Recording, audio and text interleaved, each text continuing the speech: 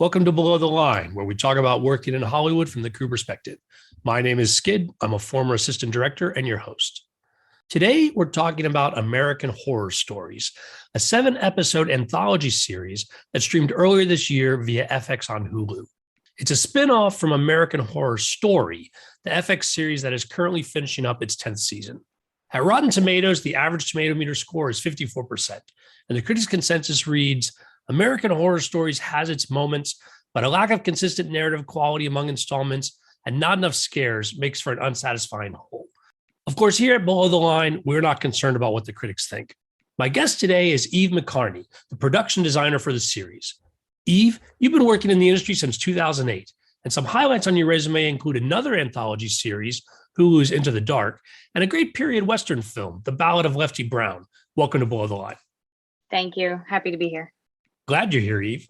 As a warning to listeners, our conversation today will contain spoilers for American Horror Stories and possibly the first season of American Horror Story, since a couple of episodes in the anthology continue the Murder House storyline. Eve, let's start there. You were not affiliated with the original show, correct? Correct. Yes. Tell me more about your early career and finally leading up to your work on American Horror Stories. So I actually got a bit of a late start to the business. After college, I worked at a local daily newspaper in New York called AM New York, and I laid out the paper and did ads for various small businesses around town. And then I moved on and became an art director at an advertising agency called Agent 16, where we worked on campaigns for RJ Reynolds, lots of RJ Reynolds stuff, actually, Virgin, Three Olives Vodka, lots of different clients, and mainly focused on direct mail, retail signage, and some promotional video shoots and things like that. So it's where I got a little bit of my first taste of production. And it was while I was working at that job that I found an interest in filmmaking and started to delve into that while keeping my full-time job, which was a bit tricky, but a lot of fun. Well, that's fascinating. So this was, you were New York based at the time, is that right? And yes, I was in New York. Mm-hmm. Then, so how did you end up making that transition from one career into full-time film? I took a course at SVA about production design just to learn a bit about the organizational side of it and what's required of the job, since there were a lot of differences from art directing at an advertising agency. And after that, I just started doing jobs. I was applying for jobs on Craigslist or Media Match or Mandy, met some people, started working with them, continued that. And then I realized to really make a go of it, I was probably going to have to move to Los Angeles. There just wasn't enough work, and New York is so expensive. It didn't seem feasible for me to stay there and really take my shot. So I moved to Los Angeles about 6 months later. About 6 months later. So what year is this we're talking about? 2008. 2008. And so now you're working full-time in Los Angeles, but starting at the bottom, you coming right in as a production designer on low budget. What was your path? I booked a film actually before I moved called The Scenesters, shooting here in LA. And it was for the production design job. And it was 2008, and it was an indie, and it was very small crew, but wonderful filmmakers. These are still my close friends to this day. I spend Thanksgiving with them, and we hang out a lot. They're fantastic, and they're from all over the country. So it was a great opportunity to meet a bunch of emerging filmmakers. So I designed that movie. And after that, I got into a little bit of the Lifetime world, and I did 5 or 6 of those. And then I started doing more indies, Ballad and Future World. And then in between that, I started to art direct as well. And I art directed under Melanie Jones, Message from the King, The Keeping Hours, Lowriders, Hello, My Name is Doris. Got a lot of good experience that way working under her. Then moved on, started moving my way up, Ballad, Future World, and then Into the Dark, and then eventually American Horror Stories. Now, talk to me specifically about American Horror Stories. How did you get affiliated with the folks that were doing this and that they were looking for somebody new on the production side front for the anthology? So I was out to lunch with a friend in February on a Saturday, and my agent called and said they wanted to interview me for American Horror Stories. That's how it happened. There was no warning. I was shocked and elated and excited. And the very next day I had a Zoom with John Gray, the executive producer, and Lonnie Pariste, the director of the first 2 episodes. And by Monday lunch, I was hired. Wow, that was quick. So it was very quick, very, very quick. They were up against their timelines, and wanted to move right away. I started Wednesday. So I was hired and I had a day in between, and then I started. I read online that in late 2020, they were talking about this show, and Ryan Murphy did a promotional poster of the series that announced that the first season would be 16-hour-long episodes. I'm curious, when you came in, was it already a reduced number, or were there other factors that led to that decision for the shortened season? So I hadn't seen that post. All the press I read had said it was greenlit as a series for 16 for 2 seasons. So Ah, it was always going to be 16, but for 2 seasons. It's unusual that we did 7 instead of 8, because you would think it would be 8 and 8 would make sense. But for whatever reason, we were greenlit for 7. The caveat being that the back 9 would be for season 2. We always knew there would be 16, but we were never going to do 6. We would still be shooting at this point. I mean, we were right up against our delivery date for the 7th episode. When we stopped shooting, it aired within a week, I think. Or a week and wow. a Oh, half. Yeah. wow. You guys were on a tight. I remember those schedules when back when I was working on West Wing, where we would be working on episodes to catch up. That is rarer and rarer these days. You're seeing a lot more completion of series before anything airs. But so this was more old school. Yes, and not exactly sure why it happened that way. I do know that throughout the process, we had some events happen that caused us to push or delay or add days. If we were on if the original plan schedule, that we would have been long done before the airing. But due to, there was some COVID stuff, there was Big Bear, there were things that came about that caused us to have to add days and push. And so our schedule just kept getting longer and longer and longer. And we started to really back into those dates.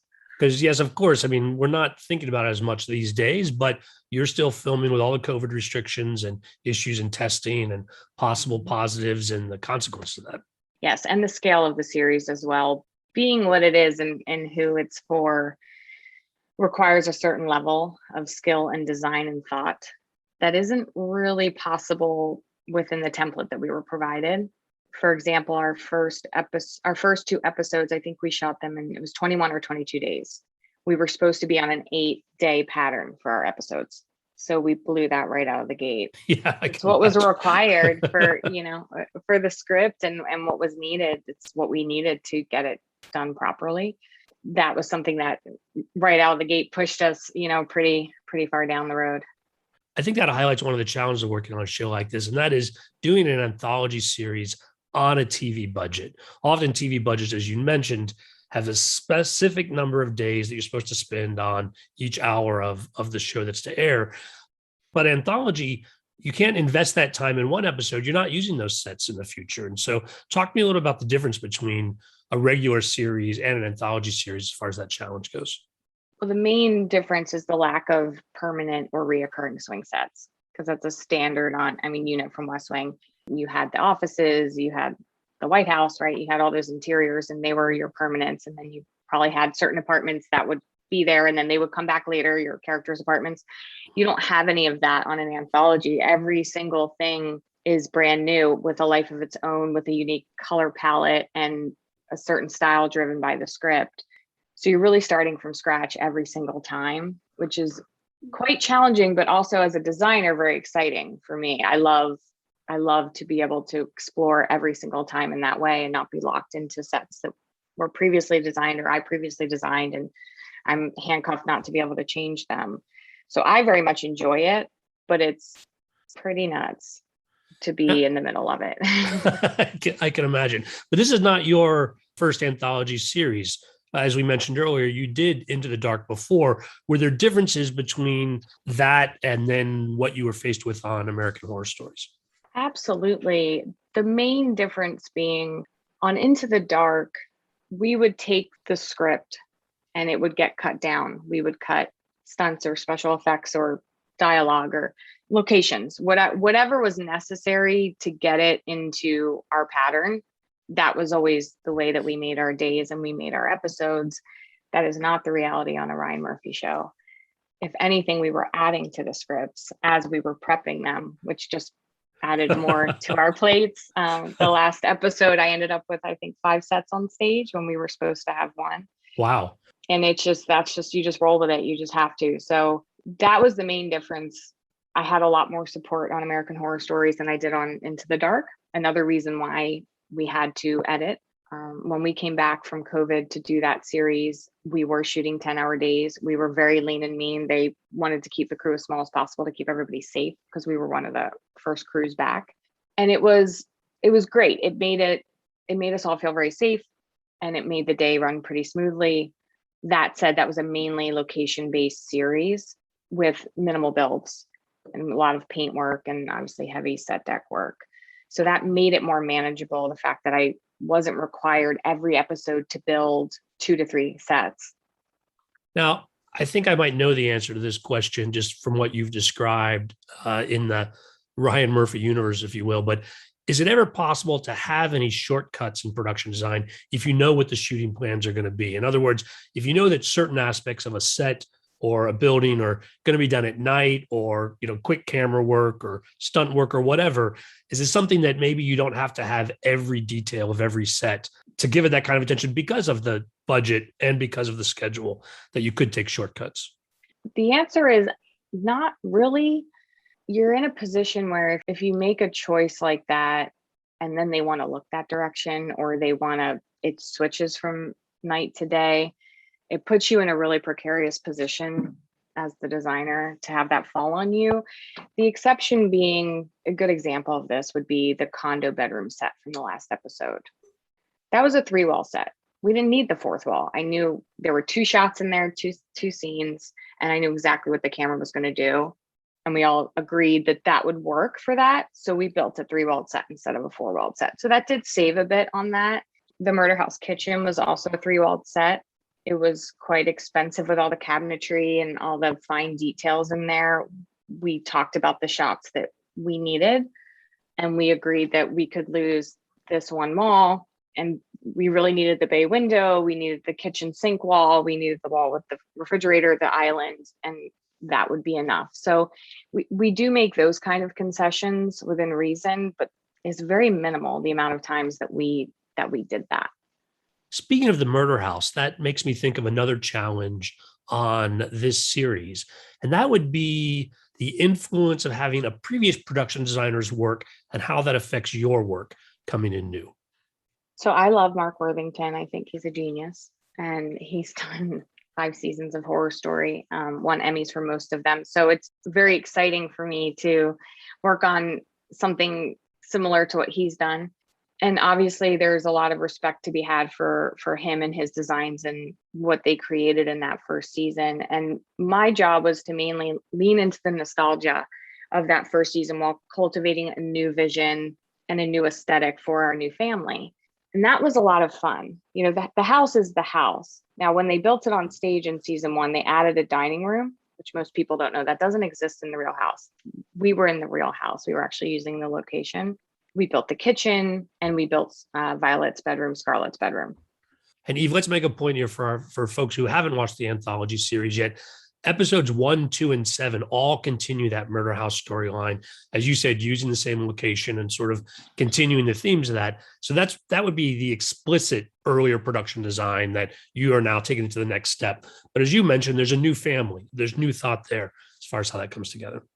Absolutely. So there's a new family that moves in. So when we enter the house for the first time, I had the grass cloth up that they had in season 1 to tie it to the Harmons, but it was their furniture and they were moving in. So there was no indication of that stuff in the house. It was just the grass cloth, obviously the stained glass. We used some of the old sconces that were up. And then as they start to settle in, we see that stuff change and evolve over time. When we come back for episode 2, the lamps are different. Their paint is up instead of the grass cloth. So there are all these things. Another thing I pulled in from the first season, because I loved it so much, was the nightmare mural that exists in the den that in the first season, Connie Britton is pulling down, and you get to see it for an episode or so, and then they put up the grass cloth. So in our episode, the dads are pulling down the grass cloth, and there's the murder mural.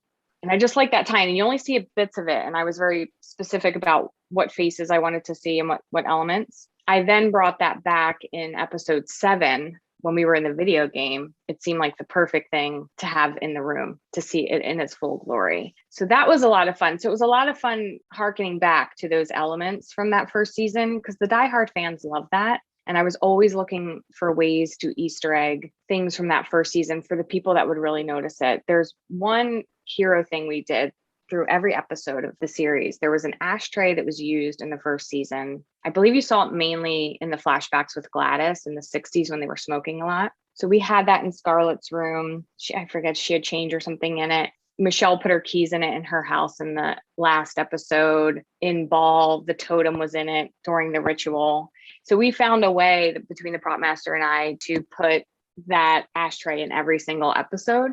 Most people wouldn't notice, but for us, it was fun to do that and to kind of tie back to the flagship series. That is a nice Easter egg to go back and look at. I'm going to ask more specific questions, and we're going to discuss some of these episodes in more detail. But before we do, talk to me also about the challenge of coming on to this series with the other episodes that are not tied to specific sets that existed before, but certainly there's also a sense of atmosphere or style that American Horror Story has that in some way must be an influence or a challenge for you on this. The biggest challenge was to stay true to the aesthetic created by the flagship series over all of these seasons, because I love the design, I love the atmosphere and the mood and the vibe of all of the seasons, and they're all so different. So stay true to the Ryan Murphy universe and that level of design, which is challenging on this schedule, but I think we did a pretty good job with it.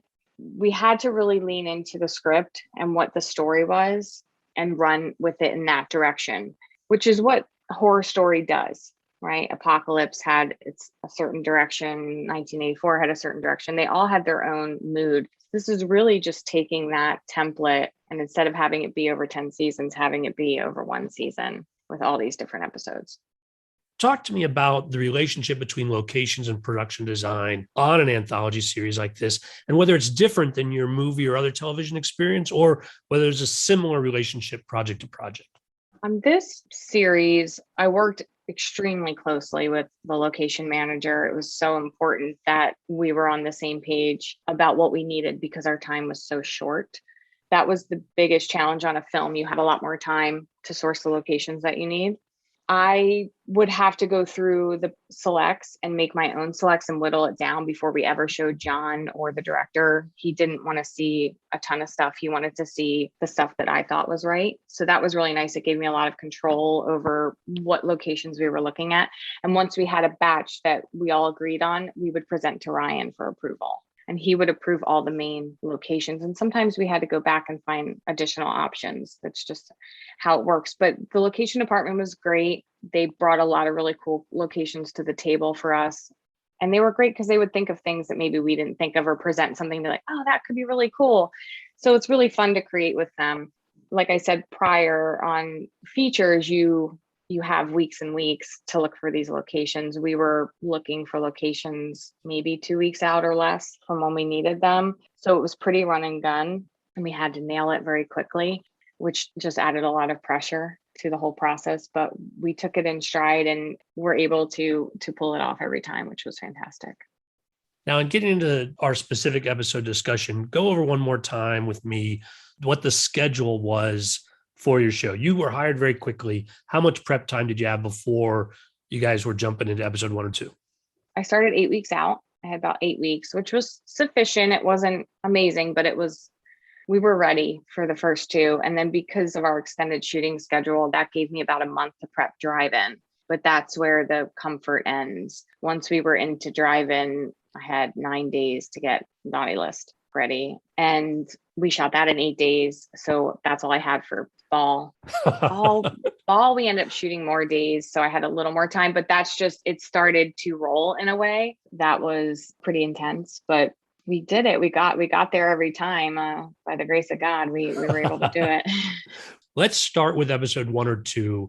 They're titled Rubber Woman. It's parts 1 and 2. It's basically 2 parts of the story. And this is the one that very explicitly ties in the first season. A new family has moved into Murder House. It is known as Murder House. It's actually the Rosenheim Mansion. It was built in the late 1800s. It's stunning, beautiful woodwork and brickwork and stained glass. It's really something to see in person. And the entire time we were shooting, there were a lot of fans. People come all the time. When they're not shooting, there's chain link up to keep the fans out because Oh, of wow. how many fans come. I mean, every day, the days we were scouting, the days we were shooting, the days we were prepping, there were people across the street watching us, taking pictures. So it's a very popular tourist spot. You talked about some of the elements that you brought from the first season. Go a little deeper with me on designing the sets for these 2 episodes. So we wanted the exterior to be a bit overgrown, not to the level as seen in the opening of the first season where it's, just covered. We didn't want it to that level, but we wanted to show that it was a bit unkempt. We brought in some leaves. We took out any flowering plants. We had to add in all the hedges. None of that exists. And we had to bring in the iconic gate. That was a big one. So we had to have that remade. And luckily we were able to contract the same company that built it for season 1. And it's quite beautiful and massive and heavy. And so we put that in. We brought back the bone wind chime because that's a nice throwback for season 1. And I also brought back the yellow rose bushes that Mrs. Harmon tends to in the front yard, just as a nice tie-in. And that then ties into something later that I'll talk about in a bit. So that was the exterior. One little tidbit, the large pine tree in the front yard had been cut down. So we had to add that back in post. Because it's such a big part of the exterior of that house. It's this beautiful big pine, and there was just a stump, so we had to get that put back in. Now, for the interior sets, are you filming in the actual house? You mentioned building out the kitchen and doing some sets, or are these on a stage somewhere else where you have more control? We used the house. The first season, they shot the pilot in the house, and then all the other episodes were on stage. So they recreated the house on stage.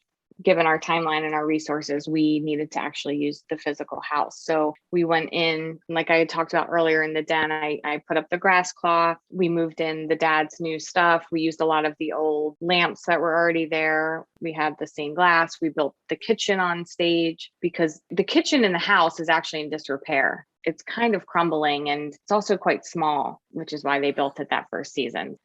We did the same thing. We built the kitchen again, and it matches the house really well the way it was designed. And then, like I spoke to earlier, we built Scarlett's bedroom on stage to give us control. We have that first scene where she's sleeping and Rubber Man descends from the ceiling. And in order to do that and rig it safely, we needed to be on a sound stage.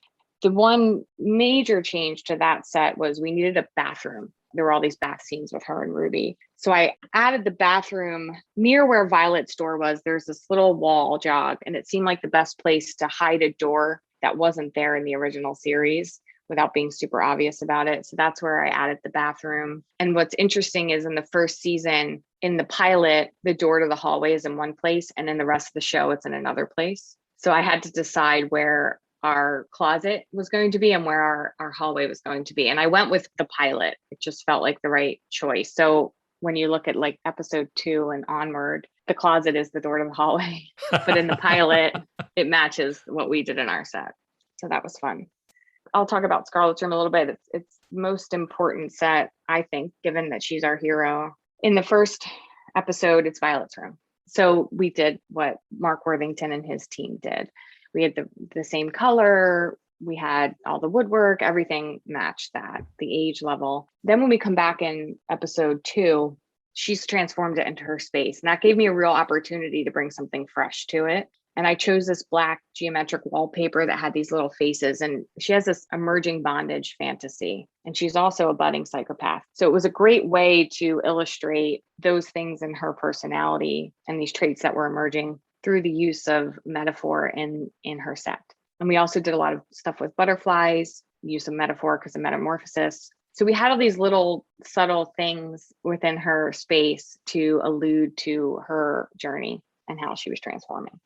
Also in Murder House, so the den we talked about, we did the grass cloth, a little bit of the mural, and then went to paint. And then by episode 2, the dads have fully moved in, very high end, very tasteful decor. Similar to Harmon's, but different, right? We wanted to be in the same lane of taste, but it's updated. It's 10 years later. They're a young, hip, gay couple, and they're house flippers. The study, we wanted to be careful not to have the same layout as Ben Harmon's office in the first season. So we mixed it up a bit. We didn't do a desk in there. We did it more as a seating area. My decorator found this wonderful curved blue velveteen couch that was just such a great centerpiece for the room, and it picked up the colors and the gold lame ceiling. So that was really great. And updating the fixtures helped transform the space in such a great way. And it's not something you would notice right away, but when you see it the one way with the classic fixtures, and then you come in with the updated modern fixtures, it really just jazzes it up in such a nice way. Eve, when you talk about turning the house over from episode 1 to episode 2 to reflect the changes that our new owners have brought in, are you making these flips at night, or are they actually leaving the house to go do some stage work or other episode work and then giving you more time and then coming back to the location? It was pretty complicated. We were able to get them to leave the house to do the big changeover in between episode 1 and 2, which was necessary because we had construction and paint work and set deck. It was multiple teams that needed to get in there to do the changeover, and it would have been very, very difficult on production. I'm not quite remembering what we went and did. It was a while ago. It might have been the high school. It might have been Maya's house. Luckily we had other sets and other locations in play, and we were able to schedule something, or at the very minimum, we went outside to do exterior work. So that was fantastic. That did not happen on episode 7. We were doing changeovers on the day. We can get to that when we get to that episode, but doing it on the day, it was very tough in that house. Yeah. As we alluded to earlier, but your schedule is getting tighter and tighter as these episodes are actually getting ready to air. What about the basement of the house? Is that an actual basement that you guys are working in, or are you building some of that somewhere else? In the first 2 episodes, we shot the practical basement. It's pretty tight down there. It's cavernous and it's like a labyrinth. There are all these rooms and these offshoots, but it's tight with low ceilings. And with COVID, it's tricky. It was pretty uncomfortable at times, I think, for the crew to be down there. Of course, we had to use the room with Tate. So we used the room with the washer and dryer for that. In the infantata room, there were several rooms we don't see that are down there. But in the 7th episode, I built the basement. The first part when they come down the stairs is in the house. The room where the girls are found in the cage was on stage. I built that. It just would have been too hard to shoot practically in the house. So I made it much bigger than the real room that exists in the location. I can imagine. We're talking about all of this effort to get the murder house, but this is not the only large undertaking of these 2 episodes. There's also a massive sequence with Halloween night. So that was initially scripted as a Halloween dance at the high school. And about 3 weeks out from shooting, we got word that it needed to now become the biggest haunt in Los Angeles, which was quite a curveball for us. So my main task then was to figure out, where are we going to shoot this event? Where does it live? Where does it exist? And then beyond that, design it. What does it look like? And what's the scale and the scope? I thought back to the Scenesters, actually, which we talked about earlier. We shot at the old zoo for one of our scenes, and I thought about that and I said, wow, that would be really cool. It's very unique. It's very different looking. And of course, Griffith Park has the big haunted hayride, which I've been to. It's in a different part of the park. So I thought, well, this could be really cool. I didn't know if they were going to go for it, but luckily they did. And they were excited about it. And Ryan signed off on it. So we were off to the races. Now we just needed to figure out, how are we doing this? What are we doing? What does it look like? And the main directive from Ryan was, it cannot be apple bobbing and games and carving pumpkins and all of the standard tropes. It has to be something cooler and different. So I looked to the other seasons of Horror Story for inspiration, and I found it in Freak Show. It seemed like the right thing. Sideshow, Freak Show. Okay, that's pretty cool. And we can do a lot with that. The main thing we were told is not to repeat any characters from season 4. So we couldn't do lobster hands or, the little lady or the bearded woman or any of that. So we had to look outside of that. Luckily, I was able to cultivate a list of freaks that everybody really enjoyed and liked. And so once we had an idea of what they were and what they were going to be, then I started to design their environments. This took place over all the weekends leading up to when we had to start building it. And we only had 3 days to install it. And that's with 1 day of basically just getting the stuff up there, because it's quite a hike. We had a massive 30-foot cage with fire breathers. We had a snake wrangler, tattooed woman. I put in this vignette where I had almost like a little peep show booth. I built this little peep show booth for her. We had a dead contortionist, kind of like a ring style. And I used cemetery gates with this really cool back panel. And she's in this destroyed chair kind of moving around. And it was a lot of fun to come up with those and think about those. We had a little mini mausoleum and a guy with a turkey vulture. And he was featured pretty heavily in the one shot. And we had a giant sword swallower. So we had all these different elements and these freaks and performers, ghoulish burlesque dancers. So I used alligator wallpaper for the peep show booth for the snake lady. And like I said before, cemetery fencing, and then metal grates for the torture chamber with a bed of nails, trying to lean in, make each thing its own unique little vignette. And at the very end of the event, the bookend was this large skull sculpture, which I had initially concepted for the Halloween dance. It was going to be the entrance to the maze. But when that fell out and it was already sculpted, what are we going to do with this thing? Because once we got to the old zoo, it seemed very smart to have the entrance to the maze be a rock face and the exit be a rock face. It made sense that the Halloween maze would be inside of the caves. So once that happened, I thought, oh, this is the perfect thing. We're going to bookend the event here. It'll be an entrance to a haunted hayride that we never see. We'll continue our lights beyond, and we can get some movement coming and going. They can light it up, and it worked really well. And then we had all this custom neon made for the hayride and the maze and the do not enter for the exit. That was the event there with the midway. And it was pretty massive, and it was a big push for us to get it done. We were really down to the minute. We were still doing stuff when actors were on set. Just little detail stuff, but we were still very much there. And then the second part of that is the interior maze, which we built on stage. Ah, okay. That I had kind of an idea for because that was part of the Halloween dance at the school. The maze was always present, so that didn't change. The trick was, how do I now make the entrance feel like Griffith Park Old Zoo to lead into the original ideas we had?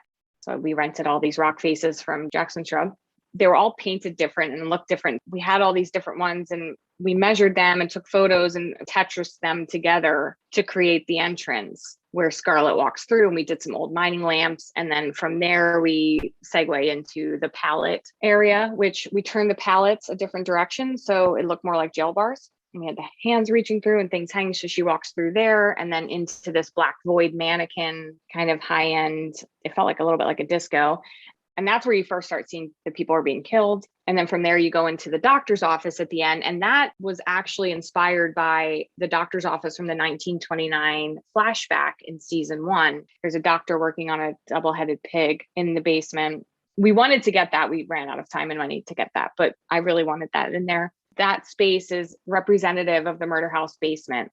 Not exact, but loosely tied to that. We did the white brick. We had things that would tie it back to that. And all of the dressing in there was retro vintage 20s medical equipment to tie back to that. And that's not something most people would pick up on, but that's where my idea came from. Another tie into the original series. Mm-hmm. So the decision to move from the high school dance to this exterior space, was COVID a factor in that, or was it strictly a creative decision? It was actually neither. The issue was we couldn't kill a bunch of kids at a high school. So that it was more of a network thing. It was, you can't kill a bunch of kids at a high school. Like that's not going to happen, because they were mostly high school kids, right? They're the bullies. They're the people that are picking on Scarlet. And then there are kids that weren't picking on her, but are bystanders, wrong place, wrong time. They weren't comfortable with that storyline. So it had to change. Well, I really like what you guys came up with. I think it actually, what you guys did worked even better. So you guys were pushed in a nice direction on that. Yeah. I love it so much more than the dance would have looked great, but it wouldn't have been as cool as the event at the old zoo for sure. Well, so all of these complications we've talked about, as you mentioned earlier, that gave you lead in for episode 3, which is drive-in. But it itself is this very complicated set of the drive-in, all the cars, the space of the projectors and such. Talk to me a little bit about how that episode came together. The big search for us was the drive-in. That was the linchpin. That was the very first thing that we started looking for. And I was scouting that pretty early on with the location manager. There were not that many options, which helped. There were 2 main ones. And of the 2, it was very clear which one aesthetically would work for us. The challenge was coming up with concept art that would sell Ryan, because the location photos weren't going to do it. In John Gray's words, it looks like a prison. There are these little guard shack booths where you enter, and just horrible and tan color. And it was just all bad. So when I went out there and was scouting, I started to look around, and there were several roads leading in, which was really great because there were 4 different screens. So we created a new entrance. And I thought, oh, this is great. This is a long run. We can bring him in here. So we need to now create the entrance booth. And I had found these really amazing vintage drive-ins from around the country. It's part of my mood boards, which gave me the inspiration to do this kind of deco style vintage ticket booth with these V-shaped supports that were metal. And we painted like a deep burgundy color, and we added neon and we added signage, and it just all came together in such a great way. So that was the concept art that we came up with. I shared that with my concept artist, and then he drew it up. We put it in the photo and showed that to Ryan. And then the concessions building was a whole nother thing because it was just so drab and there just wasn't a lot of life to it. So we added an outdoor arcade and tables. We added neon to the whole building. We painted a stripe to give it some more life and color. We also had to add a jog at the end of the wall because there's a scene where the car crashes into the building.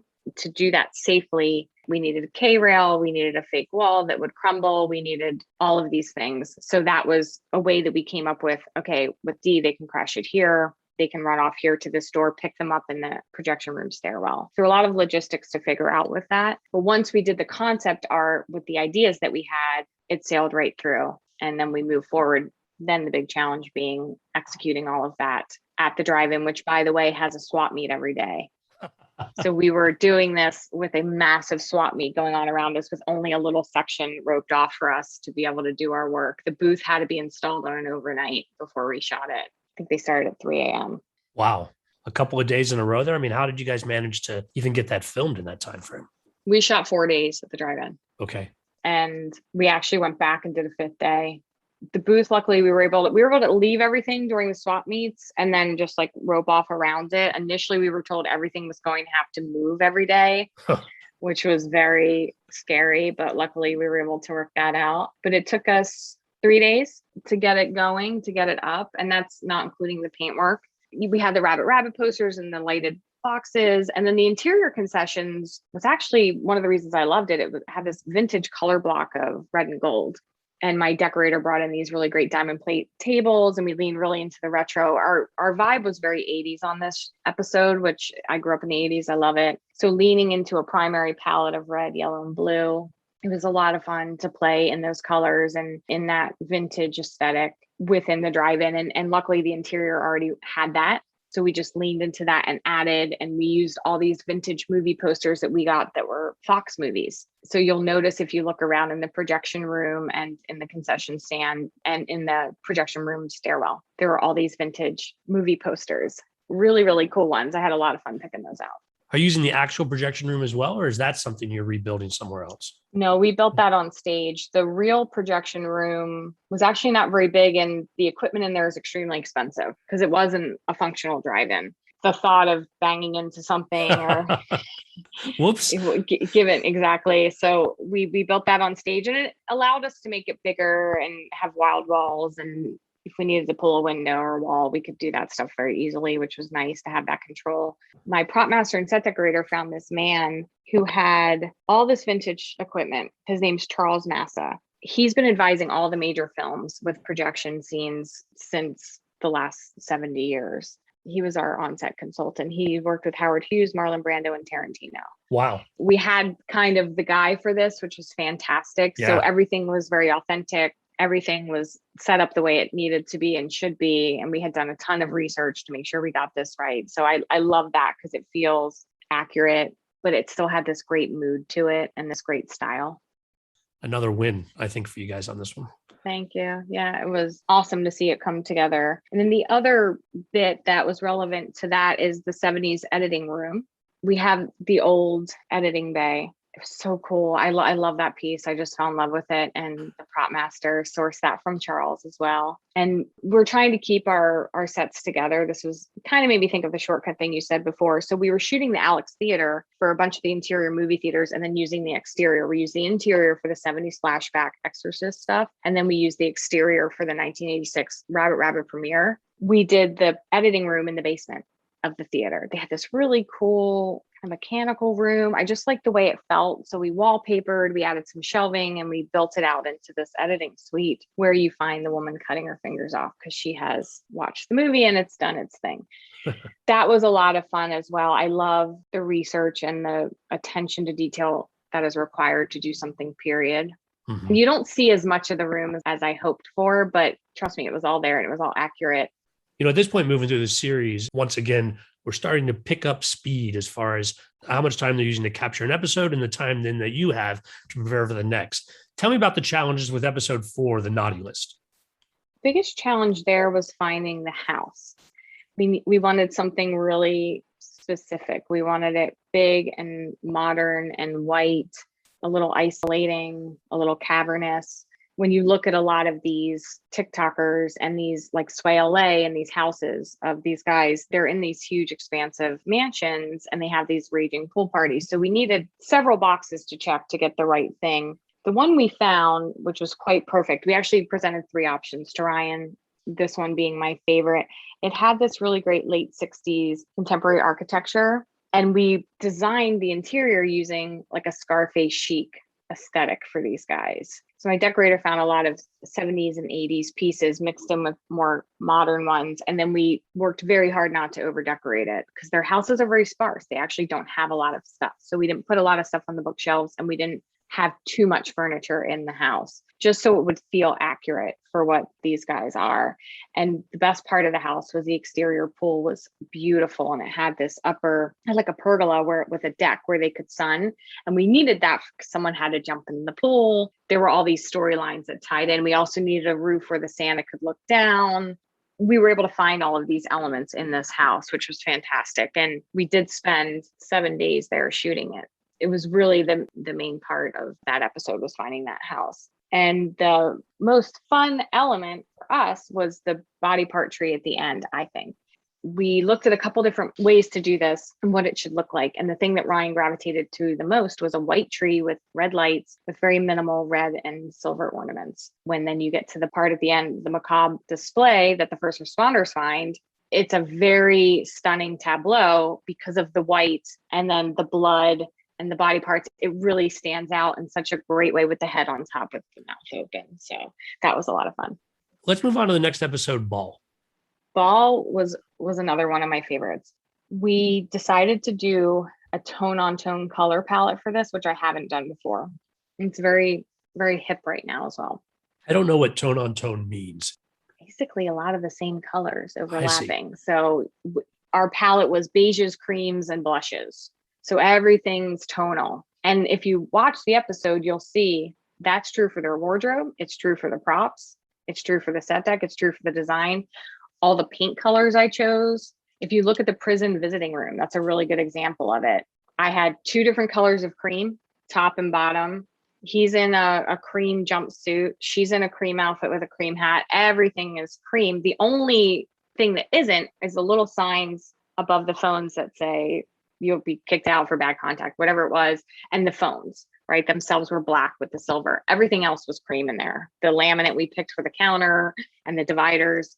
And that's true for everything. And Bernadette's apartment, I did a wallpaper and there were some greens and there was also some pinks, but it was muted, right? But the rest of the room was this pale, creamy gray, but the furniture was all creamy. And then there were accents. Okay, there was a pink chair. We did a little bit of color there. We wanted to play a little bit outside of it in that set. But when you look at the main house, and the nursery is another great example, I did a cream striped wallpaper and all the other walls were cream and the crib was cream and the art was cream and the chair was cream. So everything is in that tone, which is interesting because you would think it would be boring, but it was actually quite beautiful. And what I loved about it was when you see the totem, or when you see the actual demon, it's very jarring. It creates a nice juxtaposition between the evil and this environment. You've got this really wonderful kind of bucolic home, and then you've got this evil entity, and it really stands out in those cream on cream on cream spaces. Finding the house was the trickiest part for that as well, similar to TikTok, just because it was such a big element. And we needed something that exuded a lot of wealth, but still was contemporary enough for this young couple. We didn't want to do like a hummingbird ranch where it's the dark woods and the terracotta floors. And Eve, quick aside, when you said TikTok, that's the episode 4 that ended up being called the Naughty List, but they're the TikTok guys, Yeah. right? That's the It's hard. I always have to remind myself it's the naughty list because we actually didn't have a title for a little while. uh-huh. So we were just calling it TikTok by the time we got our title. But the house we found was, it was Spanish style. It was built in the 20s, and it had been added to and modified and updated by the new owner, which created a bit of a modern feel with some of the more modern. The kitchen was added on, the pool, these elements that weren't part of the original 20s house, which it gave it that right feel for this young couple and they're starting their family.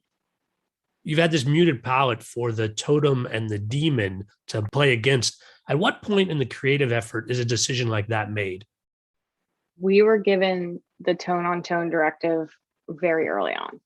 It was something I think that Ryan had in his head since they concepted the episode. For me, when we designed the totem, because we did concept art for that, and then we had it 3D printed, and then we had it painted. The one that I gravitated to the most in my research was this prehistoric totem of the fertility god. And it was dark and it felt sinister. So to me, that seemed like the perfect place to have that contrast. And Ryan agreed. And of course, we moved forward with having that dark totem. So it did pop, right? And the floors were dark. It's not like the floors were light. When she does the ritual, she's sitting on a dark floor, but there are moments where she's standing in this cream space holding this very dark totem. And I think it's very jarring. And then the demon itself having dark red skin with the black horns. When you see him in that house and you see him in that nursery, it's like, he's there. It's very shocking. And I think that that's great.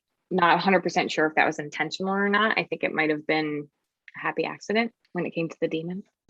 Well, it worked. Our next episode 6, is Feral, and it's largely set at the in-story Kern Canyon National Park. Talk to me about that episode. So we actually scouted around LA first. We found a couple areas that were good, but we couldn't find all of them, which is what made us look to Big Bear. And then once we went up to Big Bear and scouted, we realized, holy crap, we can get everything here. And it's amazing. It's so much better than these other pieces down in Los Angeles. So we made the decision to shoot the whole episode up there. And we found all these fantastic sites. The camping site we came across on an early scout, and I saw that lake, that pond. And I was like, this is great for the hero campsite. It's so bucolic. The kid goes missing. It's going to be a great contrast to the horror that the parents are going to face. The DP and director loved it and agreed. And so we had our campsite. The ranger station was this really cool, it was like a mess hall for the campers up on this bluff looking down over the forest. It was fantastic. So that gave us our template for the set that we later built on stage. The growers camp was off the trail and kind of nestled back in this stand of trees. And there was a 3-wall log cabin that was part of it, and then a meadow next door. So that provided a really beautiful setting for the carnage that is that scene.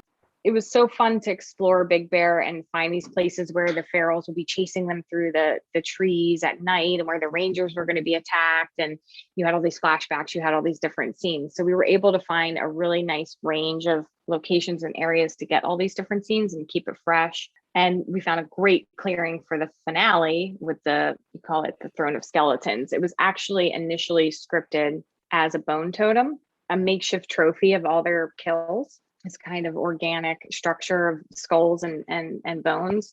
We found out about a week out from shooting that it needed to now be a throne. So my art director and I came up with a plan to design a chair. It has a welded frame covered in bones that would butt up against the tower that we already had to create the throne. And that's how we modified that, because we had it was built at that point. We contracted this amazing special effects shop, and they welded. I wanted it very organic and free flowing, because they're cannibals, they're ferals, they're not super intelligent, they're very instinctual. So this thing should feel a bit haphazard and thrown together. They put all the skeletons in, and then once we established it in the space, we added all this viscera and gore, bits of flesh and things like that, and added some blood. And it was so fun. It was so great. I was so happy with how that looked. This episode has a lot of large sets. And so that just seems like an additional challenge, particularly because at this point, you're on a very limited schedule as far as being able to get this stuff ready. Absolutely. We tried to find locations that were somewhat near each other to group our shooting days. And we did a pretty decent job, but it still required a lot of gators and a lot of equipment moving, but it went swimmingly. It went really well. We made our days and everybody was super happy with it. I think there was a bear sighting and there was also a mountain lion sighting. I heard. I was bummed I missed that. But it was a lot of my favorite set of the episode is the interior ranger station, which we built on stage. Having the template of the existing exterior, we knew what our windows should look like and we knew the general size and shape and scale of the set. And then I was free to play within that and chose this very dark wood paneling and a forest green accent wall. We did a lot of vintage fixtures and file cabinets and furniture. I was very inspired by my research in mood boards. I found these very eclectic cabins through my research.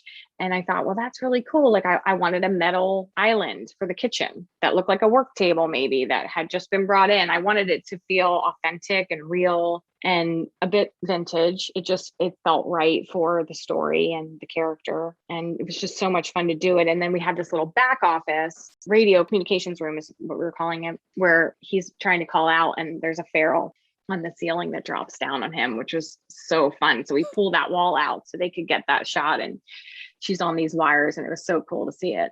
It was such a great set and everybody was super happy. It felt very moody and spooky. And we had this really great translate out the windows that tied into the location. And it just felt very real, which made me really happy. The series wraps up with episode 7, Game Over. But then bookending, we once again return to the murder house. Talk to me about episode 7. 7 was challenging because you're basically making 2 different episodes within, right? You've got your game and you've got the real world. So we needed a way to differentiate the murder house. And I was thinking about how to do that. And the one idea I came up with was to change the color of the stained glass. So when you're in the game, it's red. And when you're in the real world, it's green. And to me, that made sense because the game, it's evil, you can't escape, right? I looked at blue too, but red ended up being the winner. So that was one thing we did. The other thing was in the den. I thought, okay, we could do grass cloth. It would be paint panels in the real world. It could be grass cloth in the game because we were leaning into the idea of the game feeling like the Harmons, the real world feeling like the new family. Just keeps it all clean and tidy. I thought, what if we do the murder mural in here? What if it's that? It's a game, we can do whatever we want. And I just love it so much. And we've only really ever seen it once in the first season. So that's what we did. We had it all printed and put up. And there are a couple scenes where the girls get attacked and where Ruby's in there, where you see it in all its glory. And it's very jarring and in such a great way. And then the furniture was very reflective of the Harmons furniture. We found stuff that was very close to their things because the game is rooted in that reality of that first season. So we had all the vintage fixtures up, all of those types of things throughout the house. When you look at the exterior of the game version, it's lush and green, belying any of the evil inside, right? When they come up and and the rose bushes are there and everything's gorgeous. When you're in the real version, it looked very dead. So we covered the grass with dirt skins and we added leaves and we replaced the hedges with dead bushes. And the nice bush by the house, which is very green, we covered with dead branches. So we had to completely change the front of the house. It was a very big dress to get that done. We did it on a Sunday. I bet. The one saving grace was when we were flipping back and forth, we were able to not flip back and forth outside. I think we did it twice. We didn't do it multiple times. We did the interior multiple times. We ended up having actor availability, other issues come up where it was every day the schedule was changing. Oh, wow. And I'd have to look at it and think about whether we could accomplish it and what it would take and who would have to come in at what time. Were they coming in at night? Were they coming in on a pre-call? So all of that was a consideration. So it was very challenging in that way to jump back and forth in the house so many times, but we did do it. And we did have a distinction between the game and the real world, which I really enjoyed. And I don't know how many people picked up on the subtle changes. I didn't want them to be really obvious, but just a bit unsettling to where something's different, but you're not quite sure. Because we start the episode with people coming to the house and we don't know it's a game at this stage. As you say, there's all of these elements hearkening back, and yet it's not recreating the old look. It's different. It's an updated and a sort of in-game look that you have to think about every single element and what is intentional for homage back, and then what is modern and updated before we use the house in its real current version, which is also later than everything else. That's a lot to keep track of, Eve. And it was, yes. We had a whole breakdown with scene numbers. And so we knew exactly what scenes, which look we were in, which kills happened where. We had to do a lot of wood lino to protect the house from blood. There were a lot of kills, and the floors are old and they're not sealed properly. So there's having actual blood, fake blood on that, it would seep in and it could ruin the floor. So we had a lot of protective work to do in there as well to keep the house safe. The basement set where we find the girls in the cage, we built on stage. So we get them coming down the stairs in the real location. And then we cut to the door we come through is a set on stage, which gave us a lot of freedom to pull walls, do the stunt work we needed. There's a lot of kills in there. And the idea for the cage was this wine cellar that had been converted to keep these girls. The main challenge for me was how does Rubberman and Piggy get into the cage with them to slaughter them? Because we as the viewer and the gamers are seeing it. How does that happen?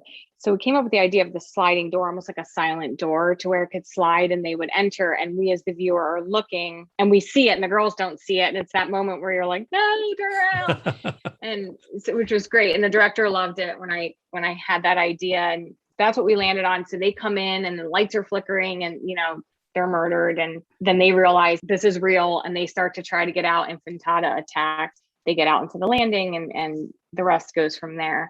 So it was a lot of fun to cultivate that. And I relied on the house for inspiration. The bay window down there is replicated from the real location to tie it in. And then the white brickwork also ties it into the basement look. So we worked really hard with my paint team to get that right, looking aged enough, the right tone and color of that.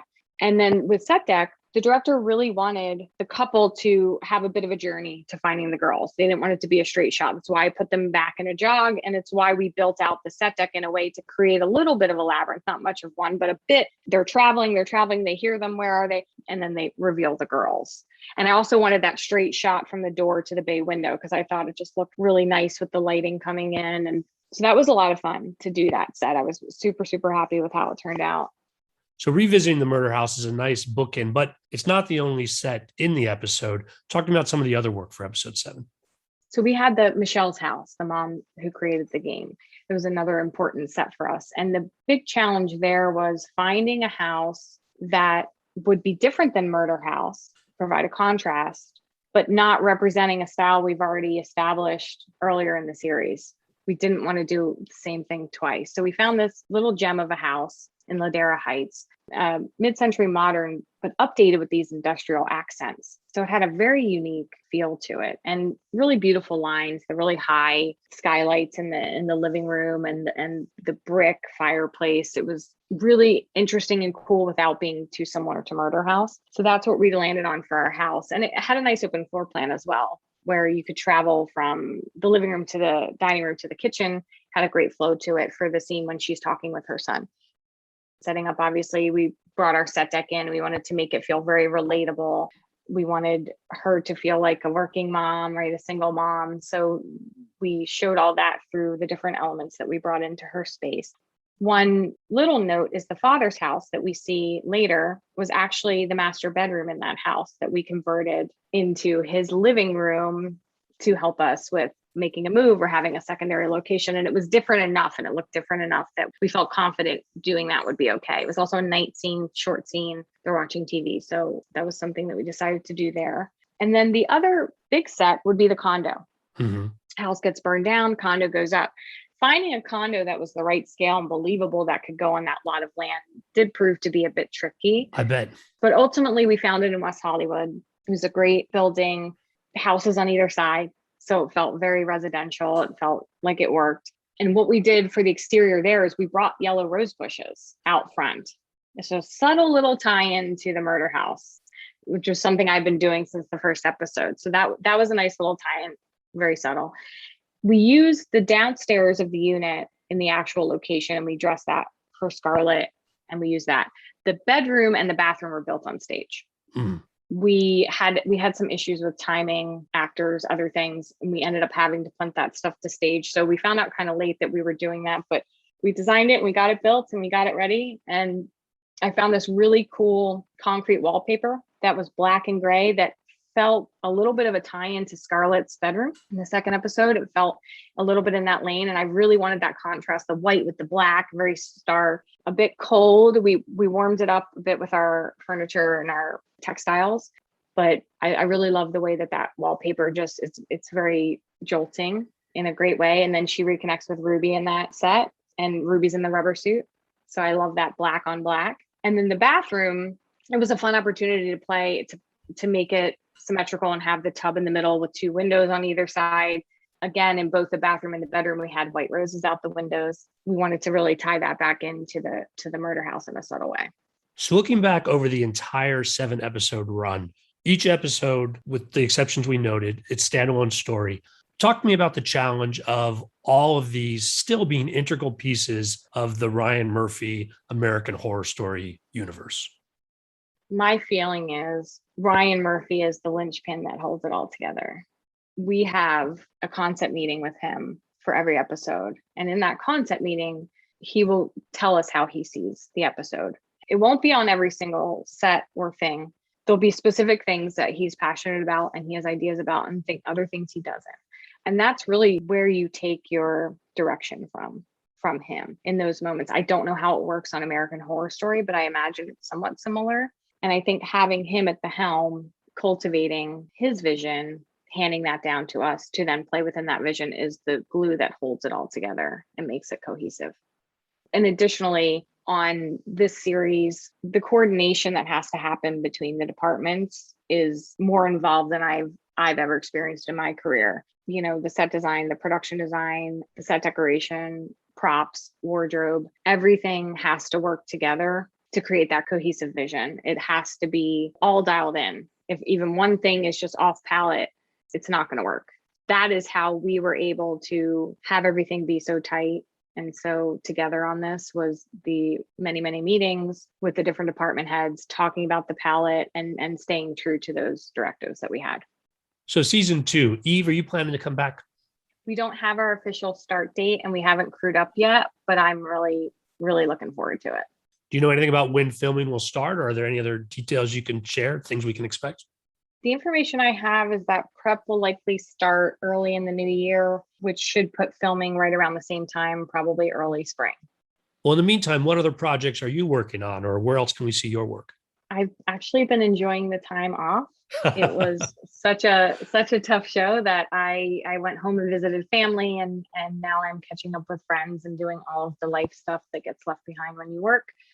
My agents have me out on a bunch of stuff, and it would be great if I could book something else before the series starts back up, but to be determined.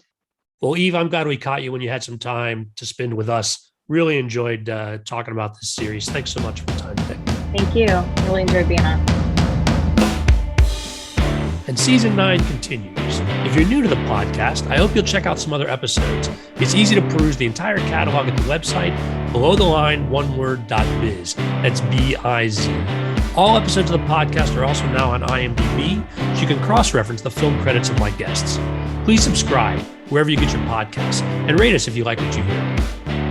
If you've got questions or comments, you can send email to skid, S-K-I-D, at belowtheline.biz. If you're on Facebook, you can find photos and other behind-the-scenes materials at Podcast Below the Line. And finally, you can follow the podcast on Twitter and Instagram. It's at Pod Below the Line. Thanks to Curtis Five for our music and John Wan for our logo. The logo is available on t-shirts, mugs, and stickers at redbubble.com. Regular listeners, I hope you enjoy this season. We've got a lot of fun stuff planned. Tell your friends. We'll be back again next week.